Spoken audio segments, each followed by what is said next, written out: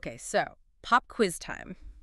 What shape does a projectile make when it's launched through the air? Hmm. If you said a parabola, well, I mean technically right. It's Right. what we all learn in like physics class, Yeah, right? that's that classic textbook image. For sure. But get this, our deep dive today is going to blow your mind a little bit because it turns out those perfect parabolas, Yeah. they're actually a teeny tiny bit off. Interesting. We're talking a mind-blowingly small difference, Yeah. but a difference nonetheless. Okay. Our source for all of this is this fascinating article from Big Think that really digs into like the nitty-gritty of projectile motion. And trust me, there's more to it than meets the eye. Right. Yeah. It all comes down to the assumptions, I guess, that we make to like simplify the physics, right? Like we Yeah. pretend the Earth is flat. Okay, hold on a second. Huh. Flat Earth. I know we use models and stuff to make calculations easier, but come on. It sounds crazier than it is, right?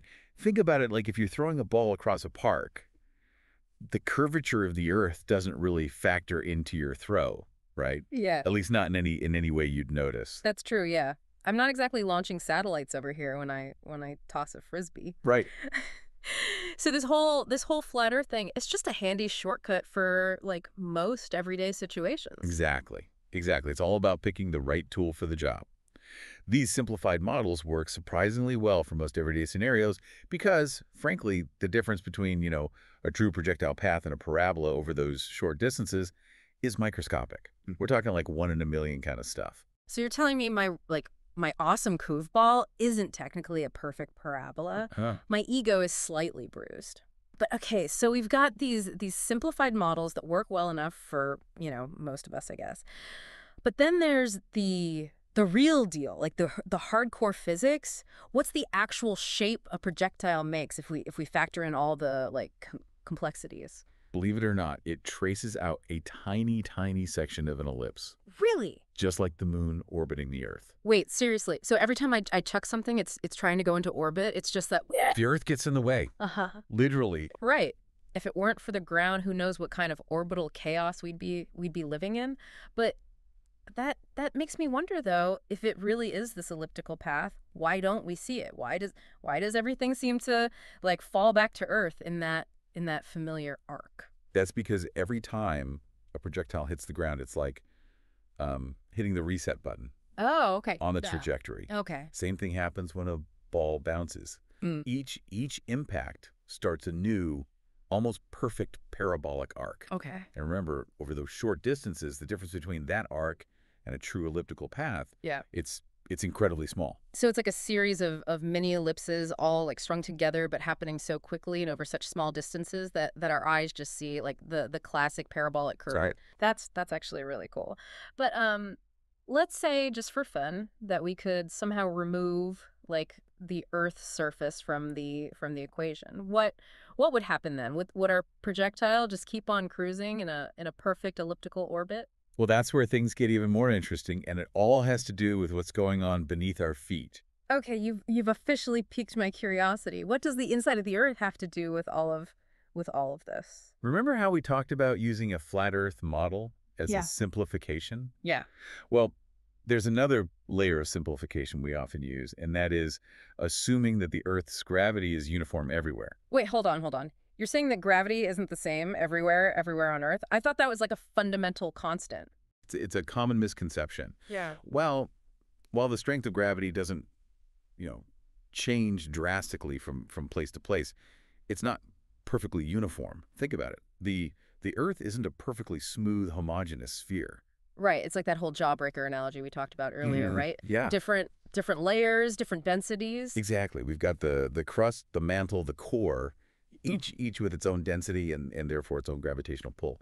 So even if we could magically get rid of the Earth's surface, a projectile wouldn't travel in a perfect ellipse. So what you're saying is the inside of the Earth is kind of lumpy when it comes to gravity. In a sense, yes. These variations are tiny, but they exist.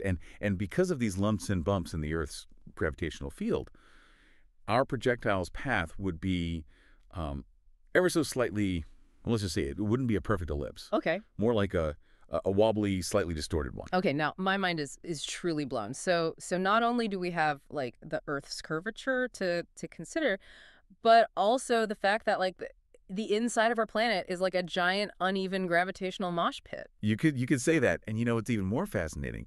These these tiny variations in gravity are incredibly useful to scientists. Okay, now you have to tell me more because this is where I'm like starting to lose track of reality a little bit. How on earth can you use these microscopic variations in gravity to study something as massive and well as solid as the Earth's interior? So imagine you're playing a cosmic game of billiards, but instead of a pool table, you have the Earth. Okay. Instead of billiard balls, you have things like seismic waves from earthquakes. Okay, I'm following so far. Giant Earth billiard table, invisible earthquake billiard balls. By studying how those waves travel through the Earth, how they speed up, slow down, or even change direction, scientists can create a map of the Earth's interior. They're essentially using those waves to see inside the Earth. Kind of like how, doctors use X-rays to see inside the human body. That's amazing. It's like we can use these tiny variations in gravity to unlock the secrets hidden like deep beneath our feet. But okay, let's be real for a second.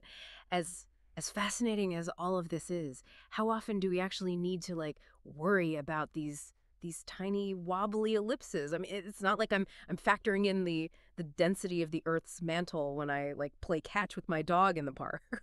You're absolutely right. For most everyday experiences, those simplified models we talked about earlier work perfectly fine. Hmm. But there are situations where understanding these subtle effects becomes, crucial, especially when we're dealing with very precise measurements or very long distances. Okay, okay.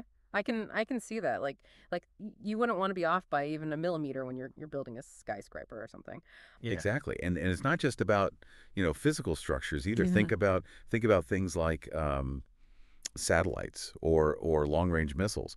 Those objects are in motion for extended periods. Hmm. And even the tiniest variations in gravity can add up over time, affecting their trajectory. So it's like the longer something is in motion, the more those tiny gravitational lumps and bumps Yeah. start to matter. It all comes back to like choosing the right level of precision for the job, right? Precisely. It's about knowing when a simplified model is good enough and when you need to, bring in the big guns, so to speak. It's a key concept in physics, but honestly, it applies to so many areas of life, wouldn't you say? Totally. It's like choosing the right tool for the job, right? Yeah. Sometimes you can get away with a simple estimate and sometimes you need to, break out the calculator and go full on engineer.